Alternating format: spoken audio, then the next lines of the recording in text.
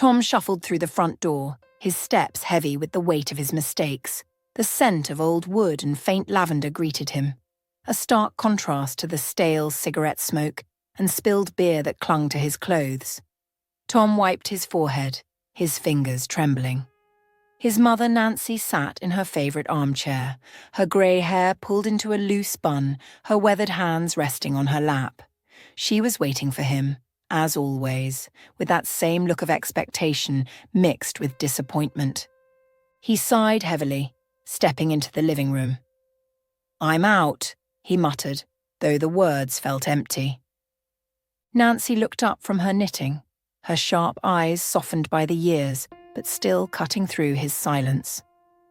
"You were gone longer this time," she said, her voice carrying a weariness that tugged at his guilt. "Just a few days, Ma," he said, avoiding her gaze. "I got into a fight. Tried to throw a punch at a cop." Nancy didn't react immediately. She sat there, her knitting needles clicking together for a few more moments before she set them aside. "Tom," she said slowly, "you can't keep doing this. Running to the bottle every time you feel lost won't bring her back. You're going to lose more than just a few nights in a cell if you keep going like this."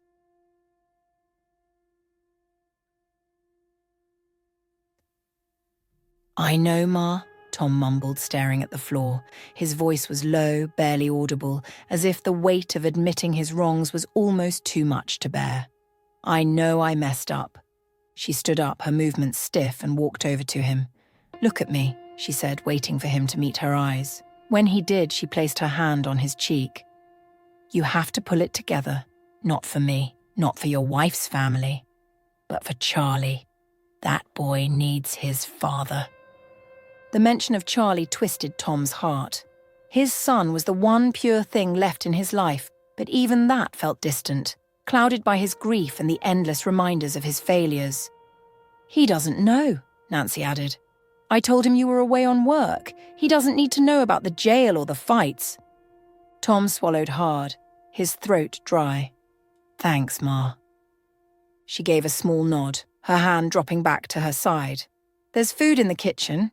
Eat something, and then get yourself to work. You can't afford to lose your job, too." He nodded silently and turned toward the kitchen. The house was quiet, save for the ticking of an old clock on the wall. As he grabbed a plate of reheated casserole, his mind wandered. Images of his wife, her soft laughter, the way her hair used to catch the sunlight, it all came flooding back. He ate quickly, barely tasting the food before heading out the door. His car, an old beat-up truck, roared to life, the engine coughing before settling into a low rumble. He glanced at the rearview mirror, his tired eyes meeting his own reflection. It wasn't the face of the man his wife had married. It was someone beaten down, broken. On the way to the garage, he drove past the park where he, his wife, and Charlie had spent countless afternoons. The sight of the swings swaying gently in the autumn breeze made his chest tighten. They used to push Charlie on those swings, watching him giggle as his feet kicked higher and higher. Now the sight was just another reminder of what he couldn't protect. He wiped his eyes quickly, blinking back the tears that threatened to fall. By the time Tom pulled into the parking lot of the garage, he was already late. His boss, Greg, a burly man with grease-stained hands and a heart too big for his own good, was waiting outside. "Rough night?" Greg asked, a hint of understanding in his voice. He didn't judge Tom. He never had. "Yeah," Tom said, running a hand through his messy hair. "Something like that." Greg clapped him on the back. "Just try not to make it a habit, all right? You're one of the best mechanics I got, but I can't keep covering for you forever." Tom nodded, grateful for Greg's leniency, but knowing he didn't deserve it. "I'll get to it," he said, heading toward the garage. As he worked on a beat-up sedan, his thoughts kept drifting back to Charlie. He hadn't seen his son in what felt like days. The thought of facing him after everything gnawed at him. Charlie didn't need to see this version of his father. He deserved better. As Tom crouched under the hood of a client's car, the dull ache in his hands from years of work as a mechanic suddenly sharpened into a searing pain. He yanked his hand back, swearing under his breath. Damn it! The wrench slipped from his grip, clattering onto the concrete floor with a metallic clang. The pain radiated up his arm, and in frustration, he kicked a nearby toolbox, sending it skidding across the garage floor. Breathing heavily through the pain, Tom shook his hand and stood up straight, gritting his teeth. This wasn't how things were supposed to be. He scanned the shop, his eyes falling on Kyle, the young kid working on another car. Kyle had his headphones on, oblivious to everything except the engine he was tweaking. Still nursing his injured hand, Tom stomped over, his boots heavy against the floor. He stopped just behind Kyle and tapped him on the shoulder. The younger man, startled, tugged off his headphones and turned around. "What's up, Tom? You still want to buy that truck from me?" Tom asked, his voice gruff but direct. Kyle blinked, processing the question. "What?" Tom took a breath and repeated himself, his tone calmer but still firm. "The truck, Kyle. You still want it?" A wide grin slowly spread across Kyle's face as the realization dawned. "You serious? You're selling it?" "Yeah," Tom muttered. "Need the cash?" So Tom sat in the passenger seat of his own truck for the last time. Kyle, barely able to hide his excitement, chatted away about plans for fixing up the truck. But Tom wasn't really listening. He was too busy thinking, too busy planning. This town reminded Tom too much of his wife, Nancy. Everywhere he turned, there was a piece of her. At the park, in the house, in the truck he'd just sold. And every memory was like a fresh wound that never healed. It had been 3 years since that day on the river, but the pain still felt as sharp as it did then. He could still see it so clearly, the way the kayak had tipped, the sudden rush of water, the panic in Rachel's eyes as she fought against the current. Tom had grabbed Charlie first, yanking him from the water with all the strength he had. But by the time he'd turned back for Rachel, she was already too far, swept away by the current that had been too fast, too powerful. He'd screamed her name, diving into the water, but it was no use. The river had taken her, and all he could do was hold on to Charlie as they both screamed for the woman who wouldn't come back. When Kyle finally pulled up in front of his mother's house, Tom climbed out, clutching the cash tightly in his pocket. "Take care of it," he said, looking back at the truck one last time. "Will do, Tom," Kyle replied, still beaming. "Thanks again." Tom gave a small nod and turned to head inside, but something tugged at him. The truck had been a part of him for years. He'd driven it with his wife, taken Charlie to school in it. But now, it was just a reminder of everything that had gone wrong. He walked straight to the old Ford Taurus parked by the curb and opened the hood. It wasn't much, but it'd do for what he needed now. After a few minutes of tinkering, the engine coughed to life, sputtering but holding steady.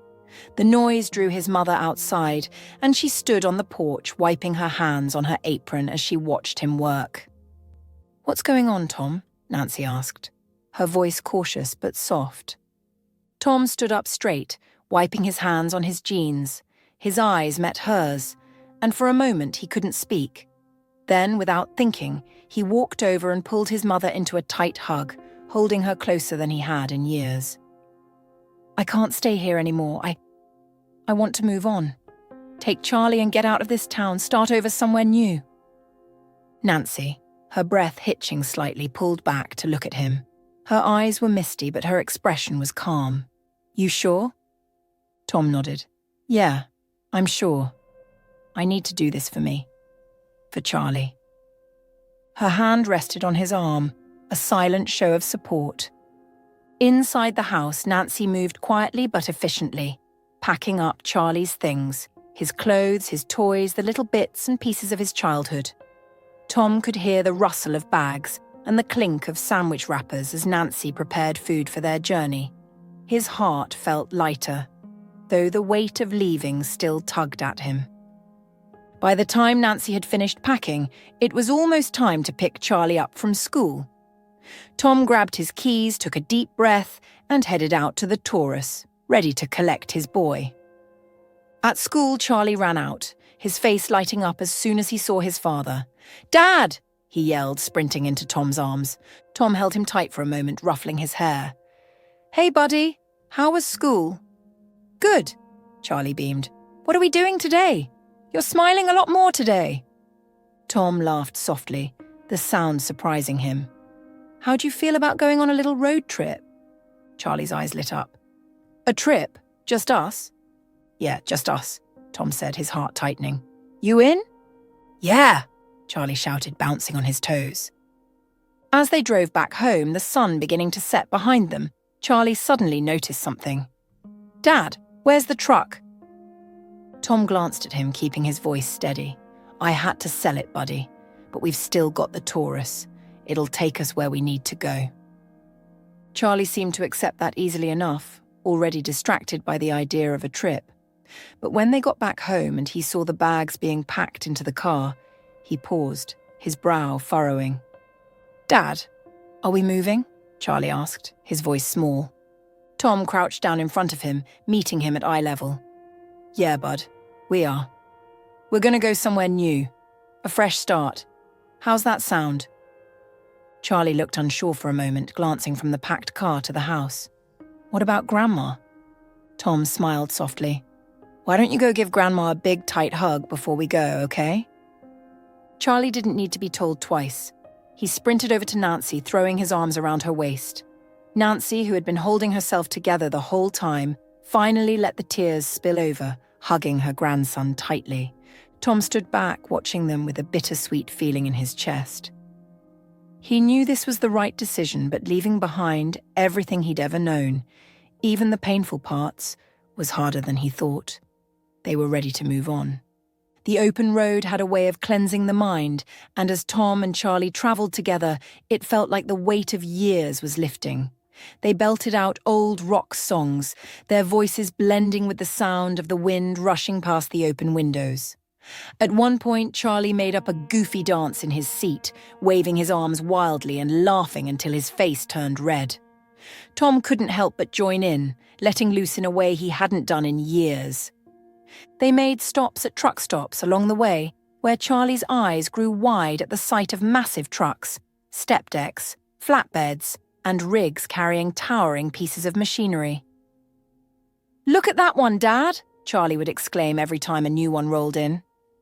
Tom would just smile and nod, proud of how easily his son found joy in the world around him. One evening, they found a quiet lake to stop by, deciding to stay the night. The water was cool and they spent hours swimming and splashing each other until they were both breathless with laughter. That night, Tom cooked a simple but hearty meal on the side of the lake, and they ate by the fading light of dusk, the air fresh and calming. It was a moment of peace, one that Tom hadn't known he needed so badly. As Charlie slept in the back seat, bundled up in a blanket, Tom continued to drive into the night. He glanced over at his son every now and then, a small smile tugging at his lips.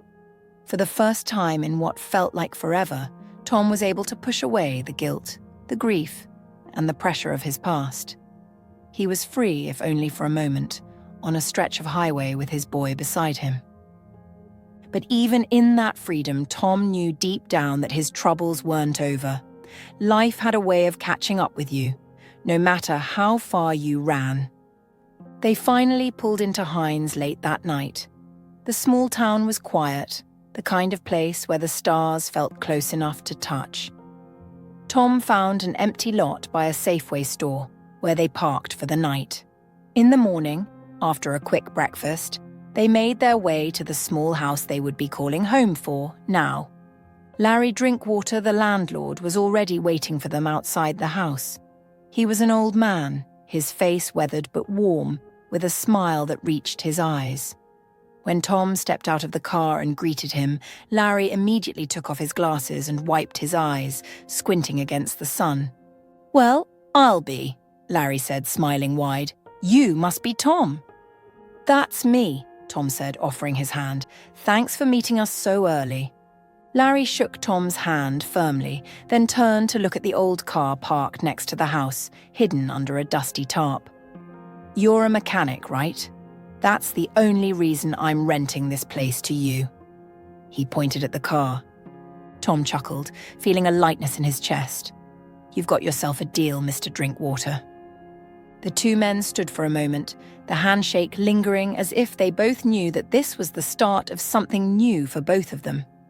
That afternoon, with the sun high in the sky, Tom got to work on the old car. Charlie stayed nearby, watching him with fascination as Tom tinkered with the engine. A few hours later, after a lot of elbow grease and a bit of luck, the car roared to life. The sound was rough at first, sputtering and coughing, but it ran. Larry clapped his hands, a wide grin on his face. "Knew you could do it," he said, clearly impressed. Tom wiped the grease from his hands and turned to Charlie, who was sitting on the porch, beaming with pride. "This is it, buddy," Tom said, his voice softer now. "A fresh start." The smell of sizzling eggs filled the small kitchen, and Christy Clemens moved quickly between the stove and the counter, tossing bits of toast and fruit into her mouth as she worked. She had no time for a proper breakfast. She was already running late. The day ahead was already weighing on her mind, but right now, her focus was on getting something ready for Kevin before she dashed out the door. "Are you going to be late again tonight?" Kevin's voice was neutral, the question almost casual, but there was an edge to it that made her pause for just a moment. She didn't look up from the stove, focusing on flipping the eggs. "Yeah," she said with a sigh. "I've got some things to finish up. Plus, there's a new kid arriving in my class today. I want to make sure he's settled in." She could feel the tightness in her own voice. She was exhausted before the day had even started. Kevin sat at the small kitchen table, his hands wrapped around a cup of coffee. His expression didn't change, but there was a slight crease between his brows. "Do the other teachers stay late like you do?" Christy shrugged, trying to keep her tone light, though she knew where this was going. "I don't know about the others, but I have a lot of things to take care of." Kevin leaned back in his chair, his face unreadable. "It just seems like all your time goes into that school, like there's no time left for anything, or anyone else." The unspoken accusation hung in the air between them, and Christy felt her chest tighten. She breathed deeply through her nose, trying to keep calm. She couldn't deal with this right now, not with everything else she had to juggle. "Here," she said quietly, placing the plate of eggs and toast in front of him. "Breakfast." Kevin didn't respond right away, just looked down at the plate. The silence stretched between them, heavy and uncomfortable. Christy grabbed her bag and slung it over her shoulder, avoiding his gaze as she kissed him on the cheek out of habit. "I'll see you tonight," she muttered, heading toward the door before he could say anything else. The drive to school gave her a moment to breathe, to push aside the tension from the morning and focus on her job. But even as she pulled into the parking lot, the weight of Kevin's words still lingered at the back of her mind. Inside the classroom, Christy straightened the desks and prepared her lesson plan, trying to shake off the remnants of the morning argument. But today wasn't going to be any easier. Her patience would be tested again soon enough. The first bell rang and students began filing in, filling the classroom with chatter and energy. Among them was Michael, the class troublemaker. He swaggered in like he owned the place, his smirk already in place, and Christy felt the familiar knot in her stomach. Michael wasn't a bad kid, but he had a way of pushing her buttons, testing her limits day after day. A few minutes later, the new boy, Charlie, stepped timidly into the room. His clothes were old and a little too big, a clear sign that things at home weren't easy. Christy had read his file, new in town, living with his dad. She could sense how nervous he was just by the way he stood at the doorway, unsure of where to go. "Hey everyone, this is Charlie," Christy said, giving him a warm smile. "Let's all make him feel welcome."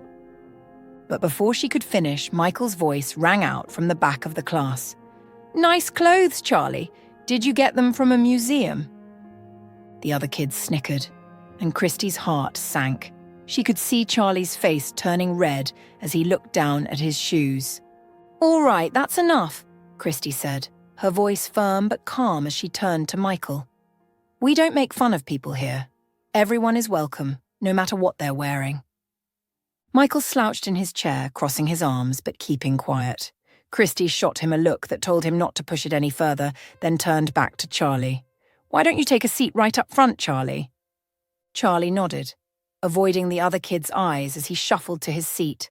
As the morning wore on, Christy kept an eye on him, making sure he wasn't feeling too overwhelmed.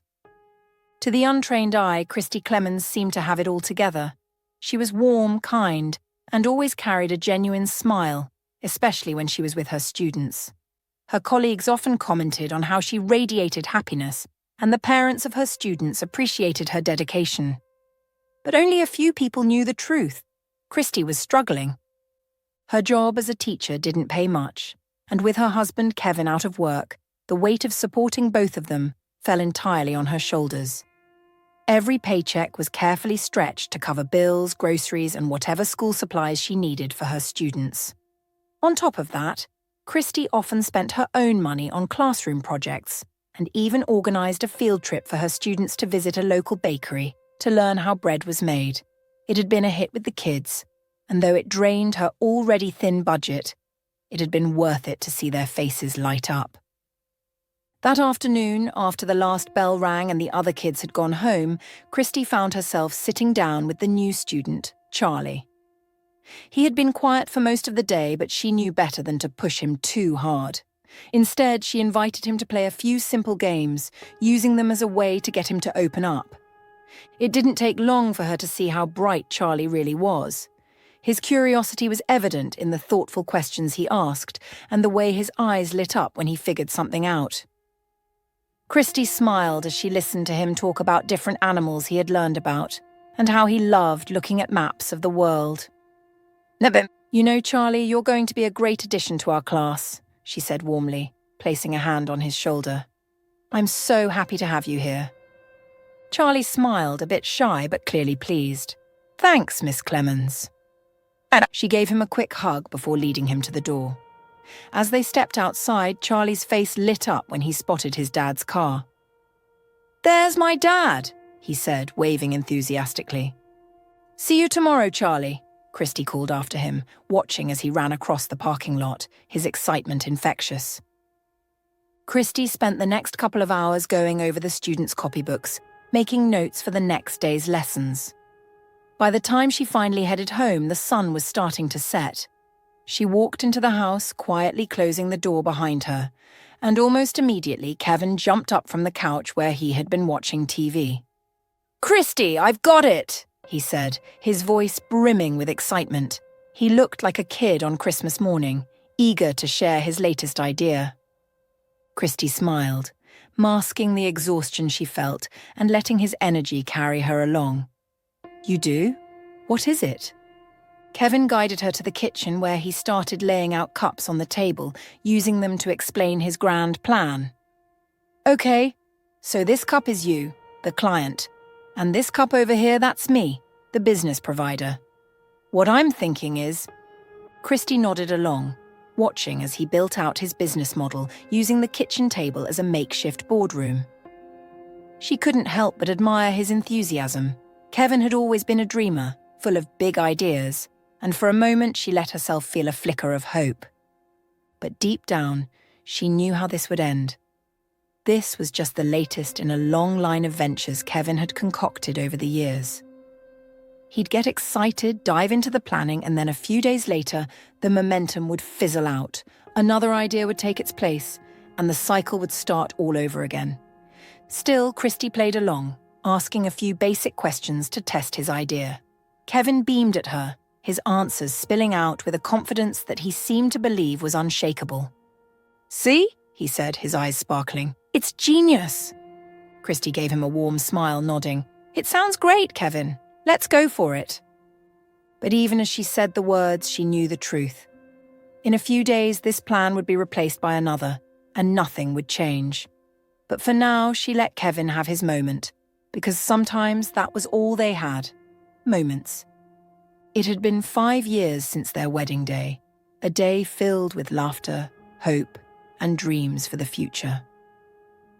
Christy could still picture Kevin back then, confident, bursting with ideas, his eyes lit up with ambition. He had always been that way, even back in college where they first met.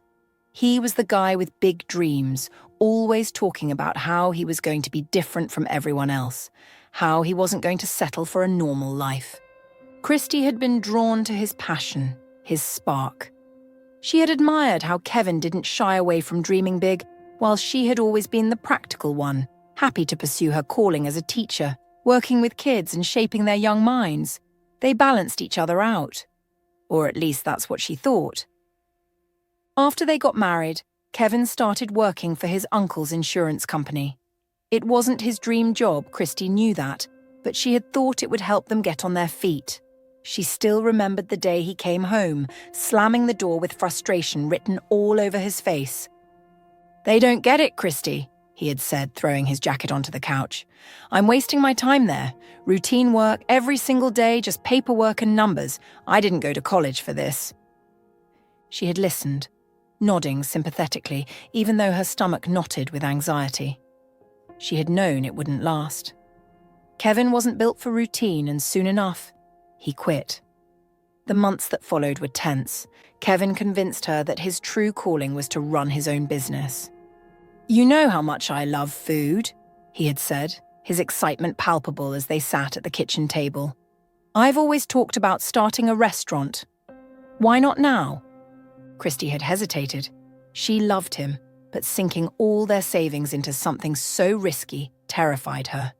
But Kevin's enthusiasm was infectious, and she wanted to support him, to believe in his dreams like he had always believed in hers. So she agreed. They pulled everything they had, every cent, into the restaurant. The restaurant had started with promise, a small but cozy place downtown. Christy had helped him set it up, painting the walls, arranging the tables and watching as Kevin beamed with pride. But 3 months later, everything came crashing down. The bills mounted, customers dwindled, and soon the business collapsed, taking all their savings with it. Kevin had been devastated, but he didn't show it much. He buried it beneath frustration, coming home late, claiming he was working on new ideas, new ventures. But there were no real plans, just dreams that went nowhere. Eventually he returned to his uncle's insurance firm, but the resentment grew. "I'm not meant for this, Christy," he'd say at night, lying in bed beside her, staring at the ceiling. "I'm supposed to be doing something bigger. This town, this city, it's stifling me." Then, 2 years ago, Kevin made a decision that would change everything again. "I need a break," he had said one morning over breakfast, his tone serious. "This city, this life, it's draining me. We should move to the country, get away from all this noise. I need time to gather my strength, get back on my feet and figure out my next move." Christy had looked at him, her heart sinking. She loved her job in the city, loved the school, her students, the routine she had built. But Kevin seemed so sure, so certain that this move would be the thing to fix everything. And so she agreed. They packed up their lives and moved to Hines, a small, quiet town that felt a world away from the bustling life they had once known. The transition had been hard for her, much harder than she had expected. She missed her students in the city, the bright-eyed kids who came to her classroom every morning, eager to learn. She missed the energy, the vibrancy. But here she was, teaching in a much smaller school, trying to find her footing again. And Kevin? He was still restless. Christy sat at the kitchen table, her fingers tracing the edge of one of her students' copybooks. She had been trying to focus on grading, but Kevin's voice filled the room, making it impossible. He had just finished another one of his grand presentations, this time about starting an online business. Something vague involving selling handcrafted goods, though he had no idea where to get the materials or how to make them. "So?" Kevin asked, crossing his arms and leaning against the counter. His eyes bore into her, expectant. "What do you think?"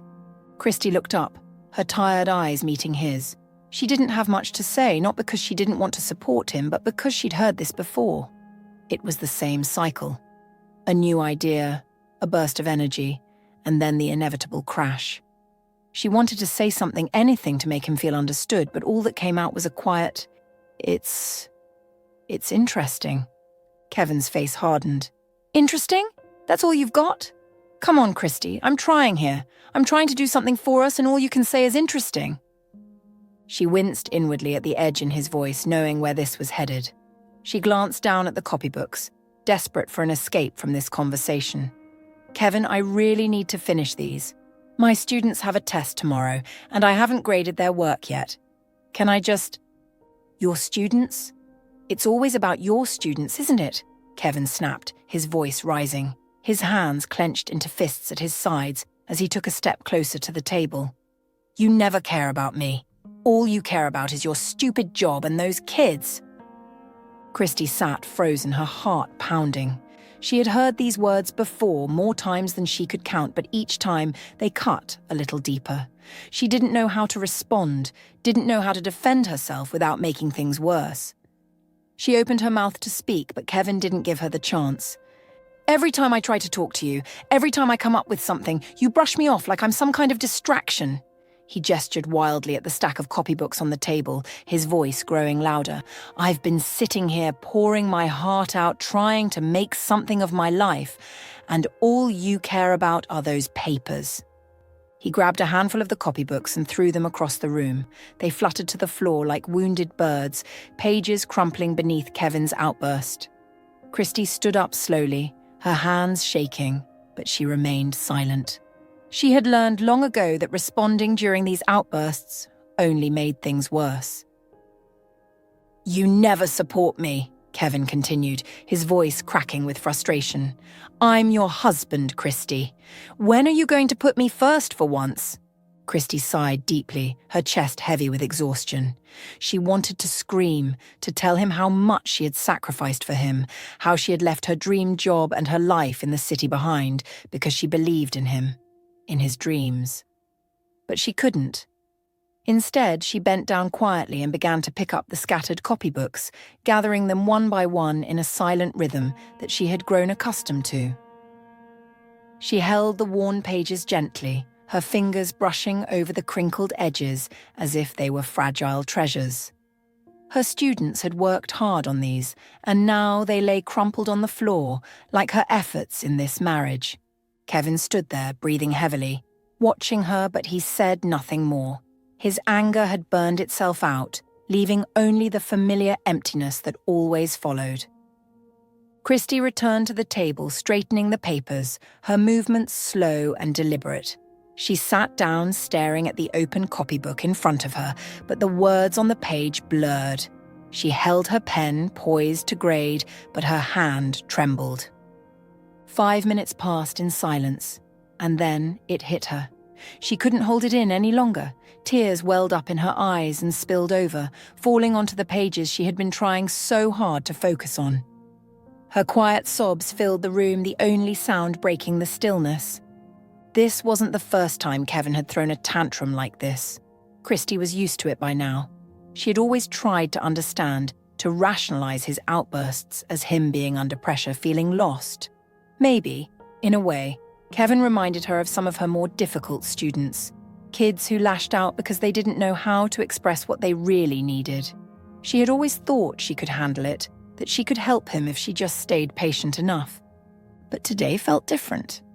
As she sat there, hunched over her copybooks, tears falling silently, something inside her shifted.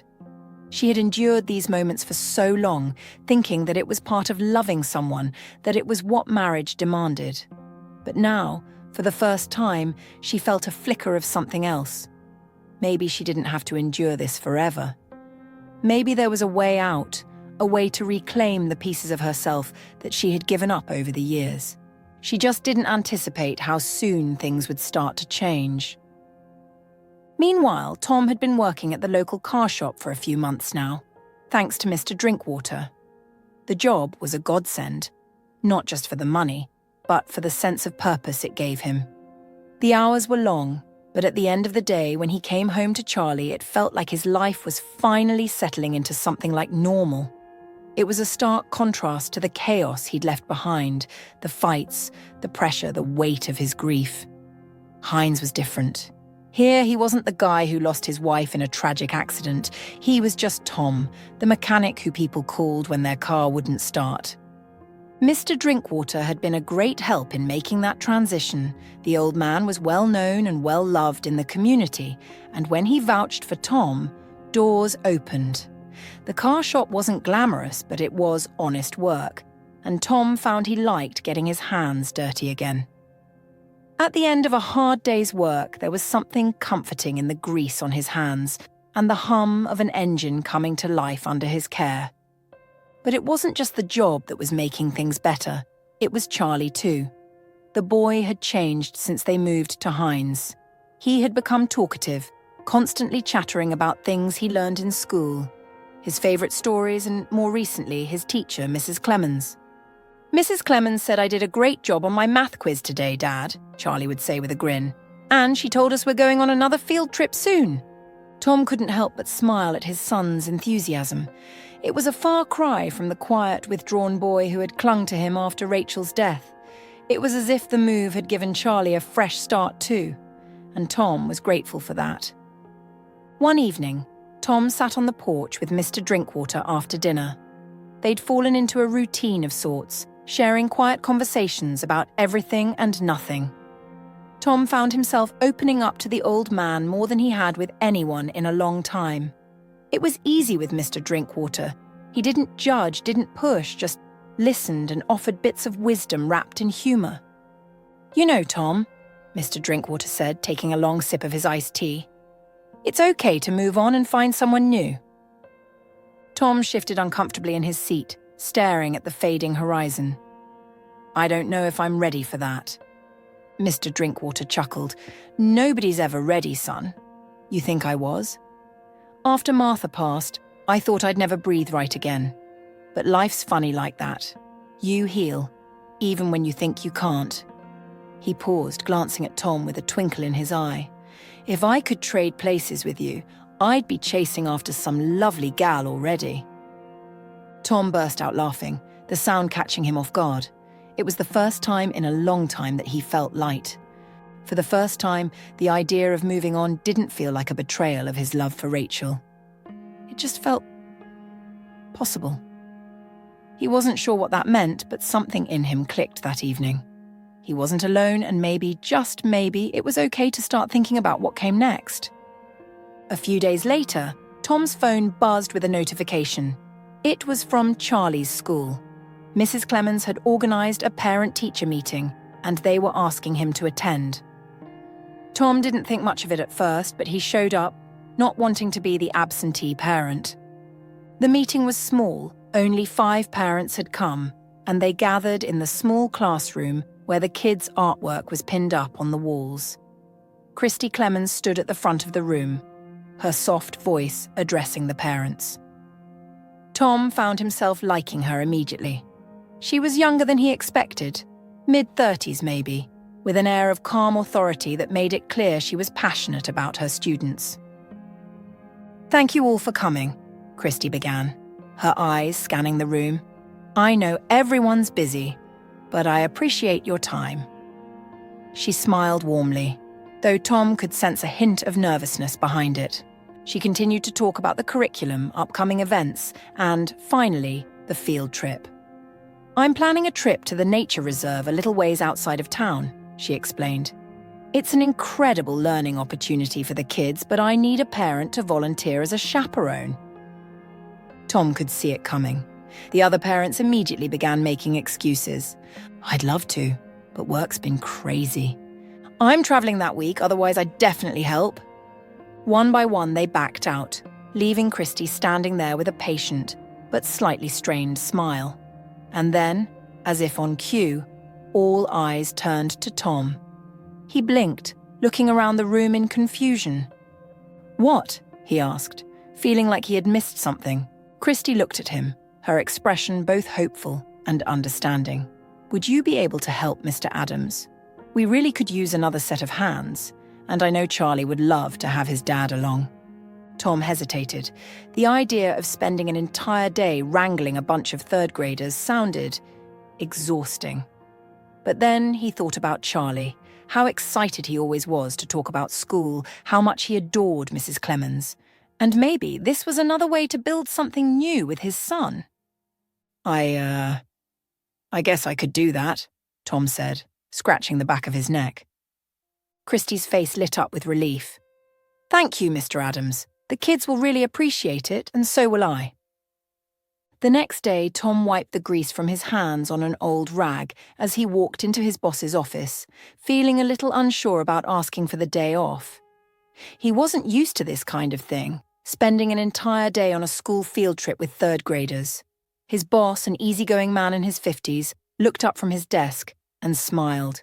Hey, Tom, what's up? Tom shifted his weight awkwardly. I was wondering if I could take a day off next week. Charlie's class is going on a field trip, and they need an extra chaperone. His boss raised an eyebrow, surprised but pleased. For such a good mechanic, I'd give you 2 days if you needed. Go ahead, Tom. You've earned it. He chuckled, clapping Tom on the shoulder. Tom chuckled too, a little more at ease. Thanks, boss. Just 1 day will do. The field trip arrived faster than expected, and Tom found himself in the middle of chaos. A busload of 9-year-olds, their energy boundless, spilled out into the nature reserve like a tidal wave. They ran ahead, screamed with excitement, and pointed at every bug and bird as if they'd never seen one before.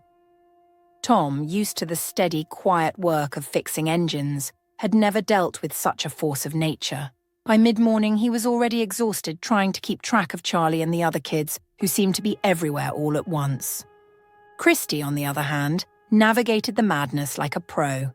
She had an easy way of guiding the children's attention, steering their chaos with calm commands and an encouraging smile. Watching her work, Tom couldn't help but feel a growing admiration for the way she handled it all.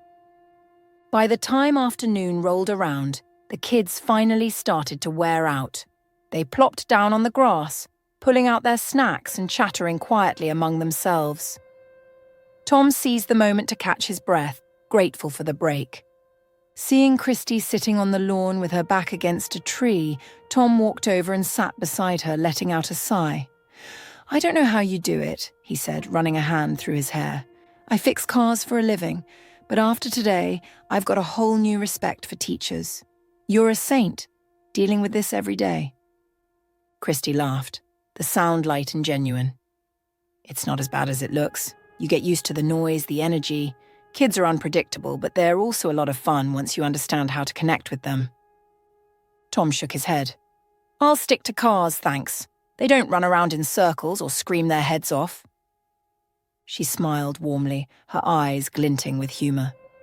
Well, that's why we all end up in different jobs, right? Some people become doctors, some teachers. Fixing cars is much easier than this, he said, gesturing to the wild scene of children. Christy raised an eyebrow, intrigued. I could never imagine fixing a car. I have to take mine to the shop all the time. Tom looked at her with a grin. Your husband doesn't help out with that. Christy seemed caught off guard by the question, a brief flash of something crossing her face before she smiled and shook her head. Kevin wouldn't even try, she said lightly, but Tom could sense there was more beneath the surface. The conversation drifted off after that, the kids slowly gathering themselves for the trip back. The bus ride home was quiet. Most of the children had fallen asleep, their earlier energy drained. Tom sat beside Charlie, who had nodded off with his head against the window, while he watched the peaceful countryside pass by. When they arrived back at the school, parents were already waiting to pick up their kids.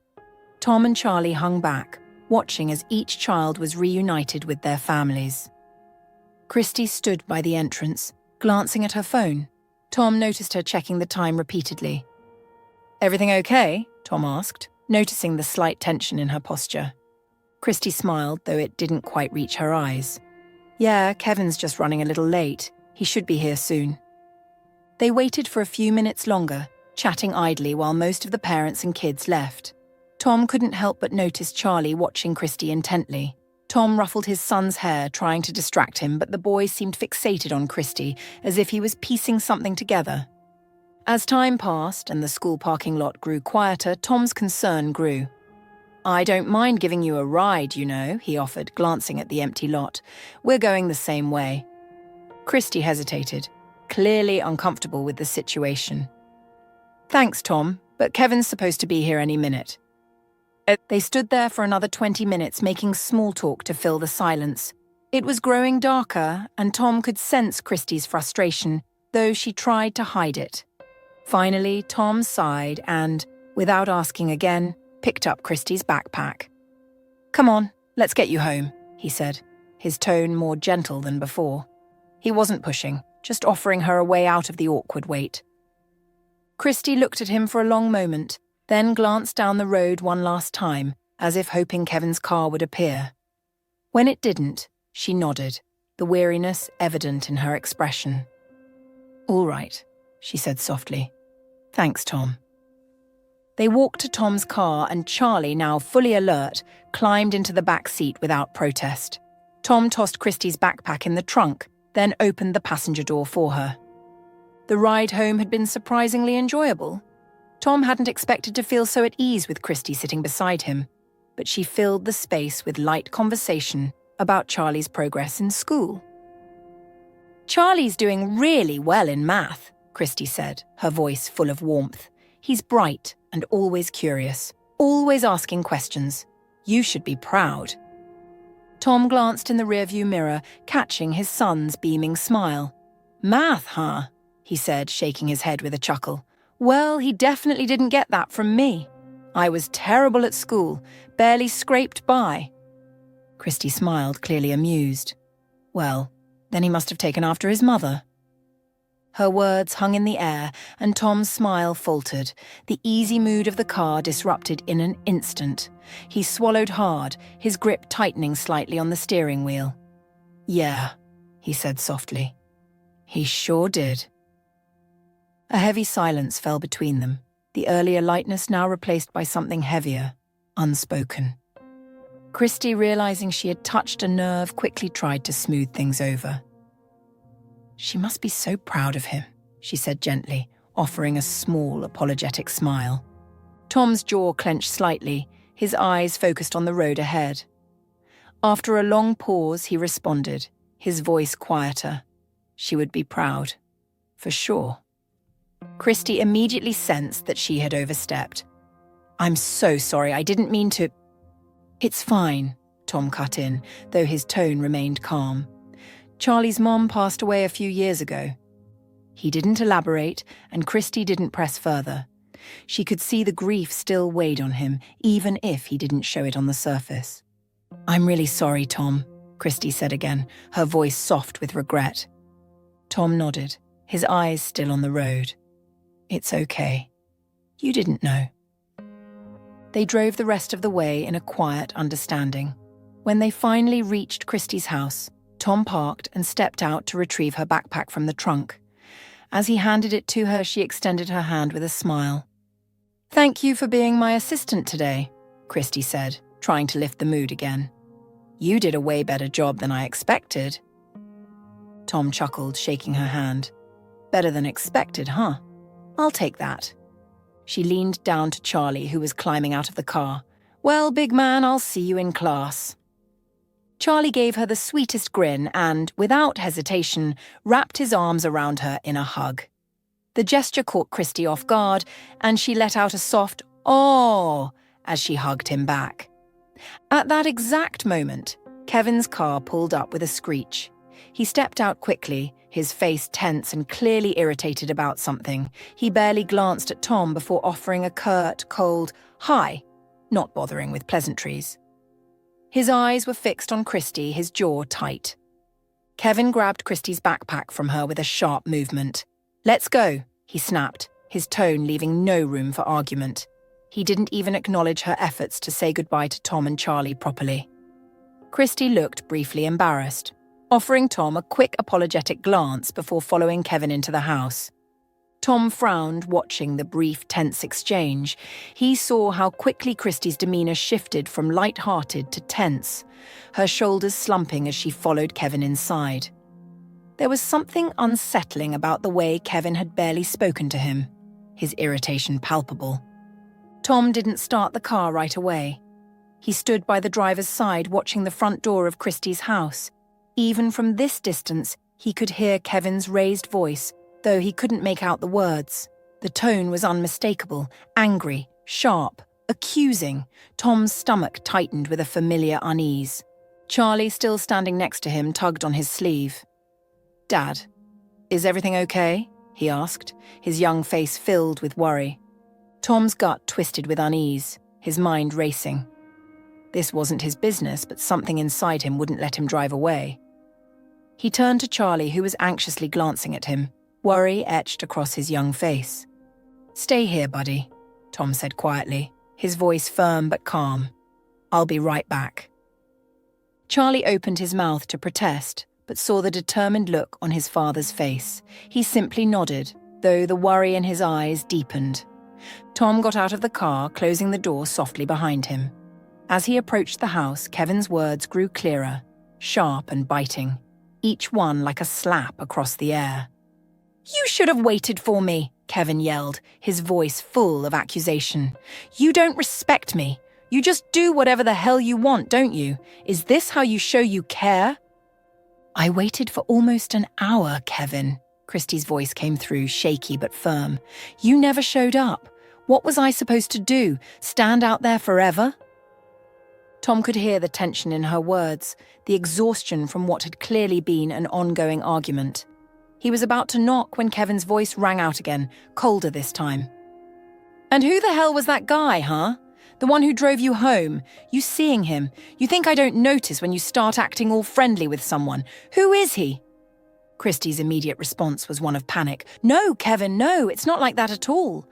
He was just helping me because you didn't show up." "You're lying. I can see it on your face. Don't lie to me," Kevin barked, his tone dripping with venom. That was the final straw.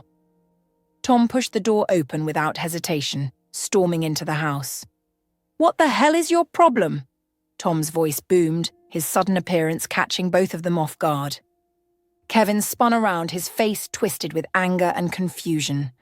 "Who the hell are you to come into my house uninvited?" he snarled, stepping forward, his fists clenched. "This is none of your damn business. Get the hell out before I make you."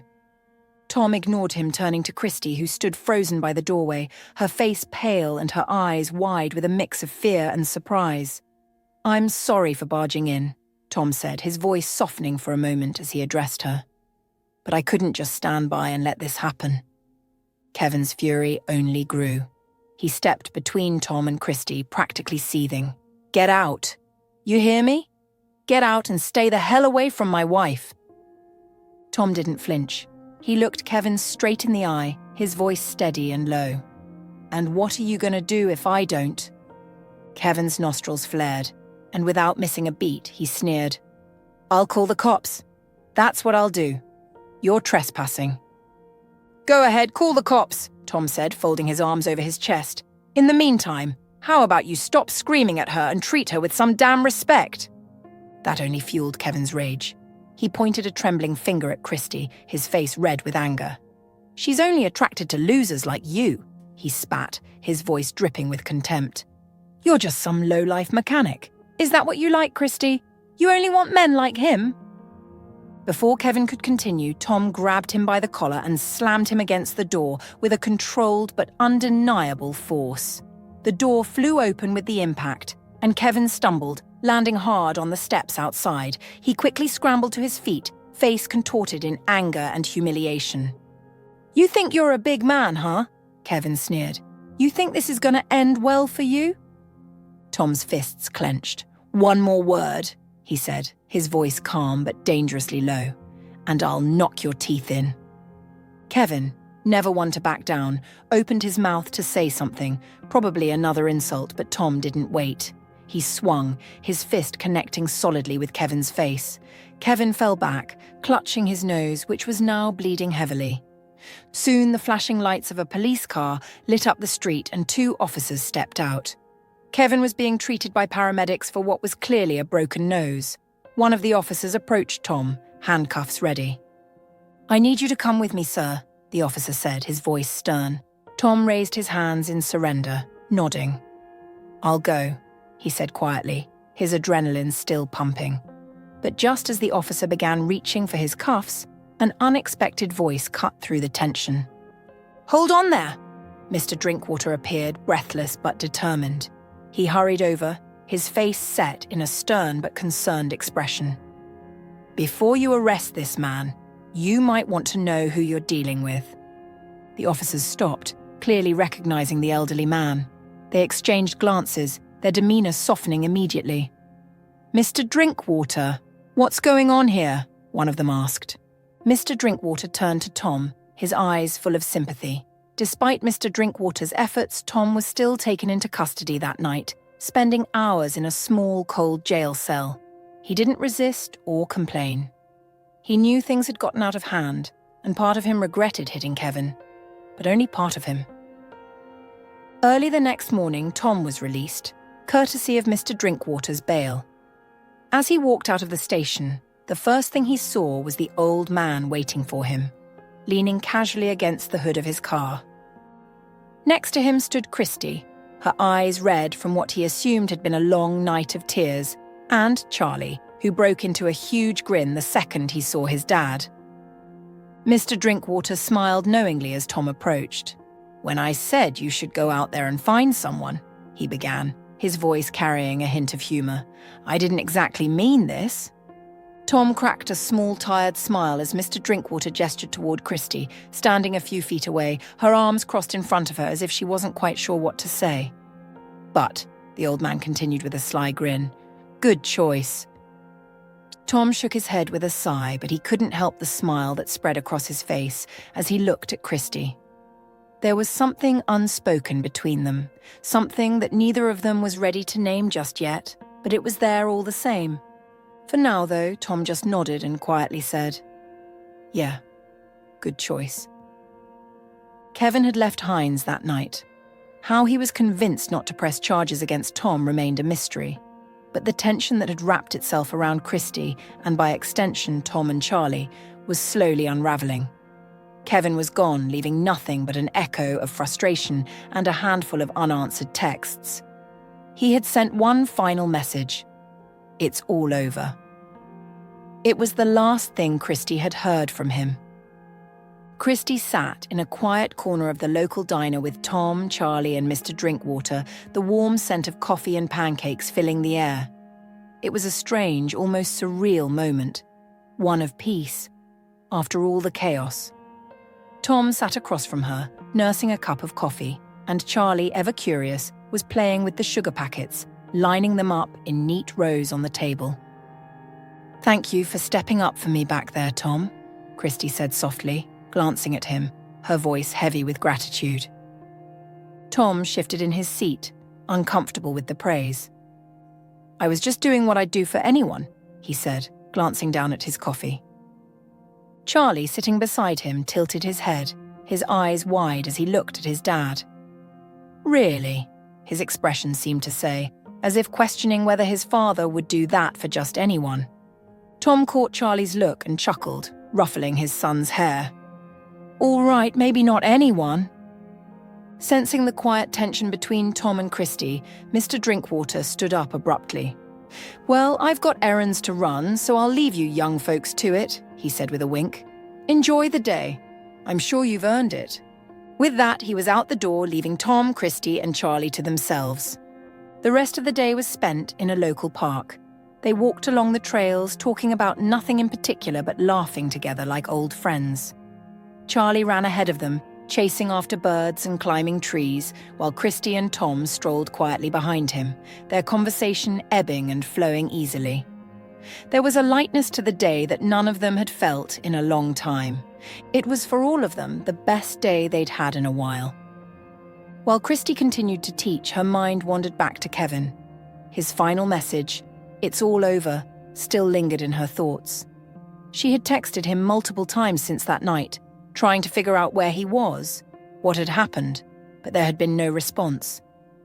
And now there was a strange sense of finality in that last message.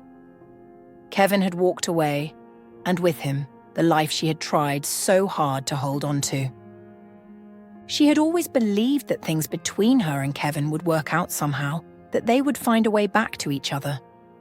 But now that he was gone, There was a surreal emptiness in his absence. She hadn't expected to feel so free. For the first time in years, Christy felt as though she could breathe without the weight of disappointment on her chest. It wasn't just sadness she felt anymore. It was the sense that something new was beginning. As the days turned into weeks and the weeks slowly shifted into months, Christy began to notice something profound.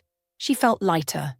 The heavy burden of Kevin's expectations, his criticisms, and his unrelenting disappointment was no longer a constant shadow over her. At first, it was a strange feeling, an emptiness where the stress used to sit, but over time she began to embrace it as something more, a kind of freedom she hadn't known in years. It wasn't that she hadn't loved Kevin. She had. But with him gone, Christy was finally able to see just how much space he had taken up in her life, how much she had allowed him to influence her every decision. She had always walked on eggshells, trying to balance her passion for teaching with the demands of her marriage, always feeling guilty for spending too much time with her students or staying late to grade papers. But now, that guilt was gone. Her classroom had always been a place of joy, but now it was her sanctuary. She could stay late, organizing lessons or reviewing her students' copybooks without that familiar sinking feeling in her stomach, knowing that Kevin would be upset when she got home. The freedom to dedicate herself fully to her work, without compromise, was exhilarating.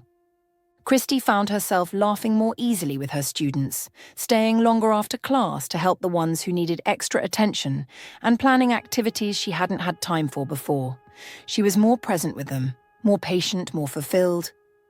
One day after school, Christy found herself tidying up the classroom, straightening the chairs and collecting stray papers. As she reached down to pick up a crumpled piece of paper under one of the desks, she unfolded it, intending to toss it in the trash. But what she saw stopped her cold. It was a drawing, simple and childlike, but filled with meaning. The picture showed a man, a woman, and a boy holding hands. Above the woman's figure was written, Miss Clemens, and above the man's figure, Dad. Her breath caught in her throat as she realized what this was. Charlie had drawn this. Christy sank into a chair, holding the drawing in her trembling hands. Her heart was pounding, her mind racing. She couldn't stop staring at the picture, her tears falling silently onto the paper. But slowly, as the reality of the drawing sank in, a smile began to break through her tears. Charlie, sweet, innocent Charlie, had envisioned her as part of his family. It was a simple drawing, but to Christy, it was so much more. It was a sign of trust, of love, of belonging. She pressed the paper to her chest, hugging it to her heart, feeling a warmth spread through her. There were no words to describe the emotions she felt in that moment: gratitude, joy, and something else, something new and unfamiliar. It was as if Charlie had opened a door she didn't even know was there. The next morning, Christy's perspective on everything had shifted. As she led her class through the morning routine, she found herself stealing glances at Charlie. He seemed oblivious, focused on his work, but Christy couldn't shake the new awareness she had of him. She noticed the way he held his pencil, his focused expression, and the way his dark hair fell messily over his forehead. She couldn't help but feel a deep affection for this boy who had quietly worked his way into her heart. More than that, she felt something unexpected, an urge to protect him, to care for him, to be there for him in ways she hadn't considered before. She realized as the day went on that kids were far more perceptive than adults gave them credit for. They understood so much more than anyone thought, and they expressed it in the simplest yet most profound ways. Charlie had seen something in her, something that even she hadn't fully realized yet. It had been almost 8 months since the night Kevin stormed out of Heinz. For Tom, life had settled into a routine he was comfortable with, working at the local car shop, spending time with Charlie and seeing Christy whenever their paths crossed. But that peaceful routine was suddenly shattered one afternoon when an old Honda pulled up to the shop. Tom wiped his hands on a rag and approached the car as a man, wearing sunglasses and looking slightly out of place, stepped out. "There's a knocking sound on the passenger side," the man said, his voice calm but familiar. Tom nodded, moving quickly into action. He jacked up the car and slid underneath, inspecting the wheel. It didn't take long for him to figure out the problem. He crawled out from under the car, wiping his hands again as he said, "The duster ripped and rolled itself around the rod. Shouldn't be too hard to fix." But when he stood up and looked at the man, the world seemed to stop. The man had taken off his sunglasses, and it was Kevin. Tom felt his blood boil instantly, the memory of their last confrontation flooding back. He clenched his fists, ready to throw him out of the shop. But Kevin raised a hand, his voice calm, almost resigned. "I'm not here to fight, Tom," Kevin said, his eyes meeting Tom's with an intensity that surprised him. "I just want to talk." Tom took a deep breath, trying to suppress the anger rising in his chest. "What do you want?" he asked, his voice clipped. Kevin hesitated for a moment, then gestured toward a small bar across the street. "Can I buy you a drink?" Tom didn't want to go, but something in Kevin's tone made him pause. They sat at a small table in the corner of the bar, each with a beer in front of them. For a while, neither of them said a word. Tom couldn't help but feel on edge, waiting for Kevin to say something that would set him off. But instead, Kevin took a long sip of his beer and broke the silence with a question that caught Tom completely off guard. "So, are you seeing Christy?" Tom narrowed his eyes, feeling his defenses rise again. "Why would I date a married woman?" he shot back, his tone cold. Kevin nodded, almost as if he'd expected that answer. "I thought so," he said quietly, staring down at his drink. "Look, I was wrong. About a lot of things. About Christy. About everything." Tom sat there, stunned. He hadn't expected Kevin to come back like this, and he certainly hadn't expected to hear Kevin admit he was wrong. Kevin looked up, meeting Tom's eyes, and for the first time, Tom saw something in him he hadn't seen before. Regret. "I treated Christy like crap," Kevin continued, his voice steady but tinged with guilt. "For years, I mistreated her, took her for granted. She accepted me the way I was, even when I didn't deserve it. But I never gave her the respect she needed. I never loved her the way I should have." Tom couldn't believe what he was hearing. The Kevin he knew was proud, arrogant, and self-centered. This man sitting across from him was different, humbled, almost broken. Kevin sighed and took another drink. "When I left her, I finally realized how much I'd relied on her, how much I'd abused her kindness. And when I lost her, I became my real self. A mess. I was angry at myself and I lashed out, but I've had a lot of time to think and I realize now that I never really loved her, not in the way she deserved." Tom remained silent, processing Kevin's words. It was unbelievable.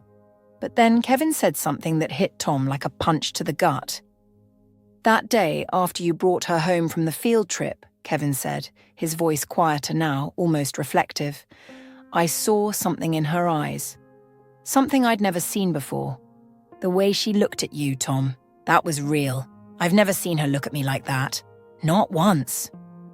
Tom's heart skipped a beat, unsure how to respond. He hadn't thought about it that way before. He had always been careful not to overstep, respecting Christy's boundaries, but Kevin's words struck a chord in him that he couldn't ignore. Kevin shook his head, a bitter smile on his lips.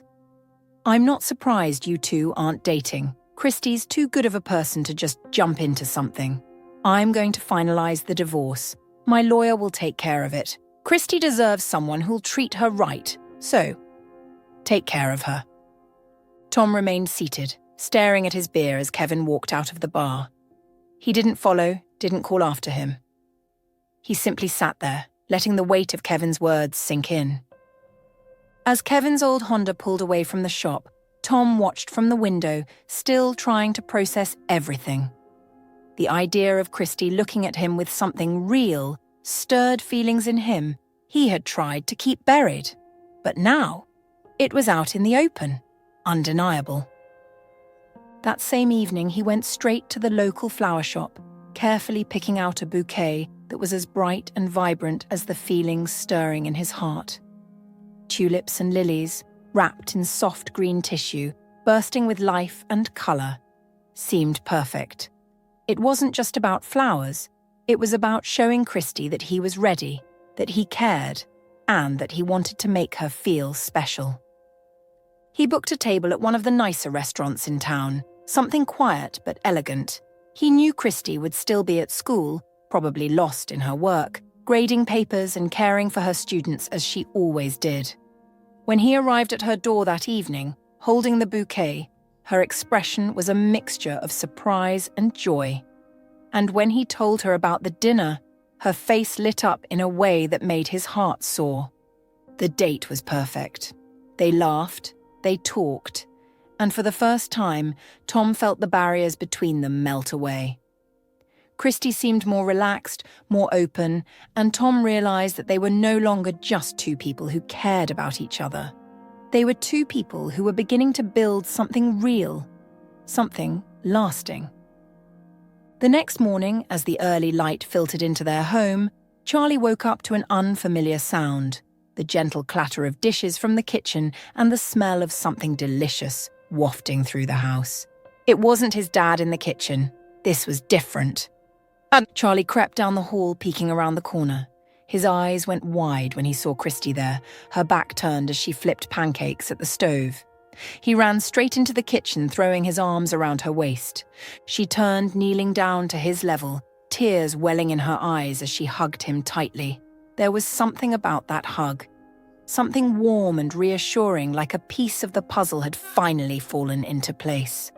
When she pulled away, Christy stood and walked to her handbag sitting on the counter. She pulled out a folded piece of paper, the edges worn from being handled so many times. She approached Charlie and knelt down again, holding the paper out to him. "Did you lose this?" Charlie's eyes lit up as he saw his drawing, the one he had made months ago, the simple picture of himself, his dad, and Christy holding hands. He beamed, his smile stretching from ear to ear. "This was one of my secret dreams," he exclaimed, "and now it's come true." Christy's tears spilled over, but they were tears of happiness, of relief. She hugged Charlie again, her heart full. It wasn't just his dream that had come true, it was hers too. Tom, standing in the doorway, smiled at the scene. He had been waiting for this, hoping for it. He didn't want to wait any longer. The path ahead seemed clear. Within a month they were married. It was a small, intimate ceremony held under the blue skies of Hines. Tom's mother, Nancy, had flown in for the occasion, and seeing her laugh and dance with Mr. Drinkwater during the reception filled Tom with a deep sense of contentment. Something told him that his mother might be spending a bit more time in Hines than she had originally planned. As Tom stood with Christy at his side, watching his mother and Mr. Drinkwater enjoy the music, he couldn't help but feel that everything had fallen into place perfectly. This was the life he had never thought he could have again. Christy had brought light back into his world, and together they had created something beautiful, something lasting. And as the sun set over Hines, Tom held Christy's hand, knowing that whatever came next, they would face it together, as a family. Charlie, running around with his friends, paused to look at them with that same wide grin on his face. His secret dream had come true, and so had theirs.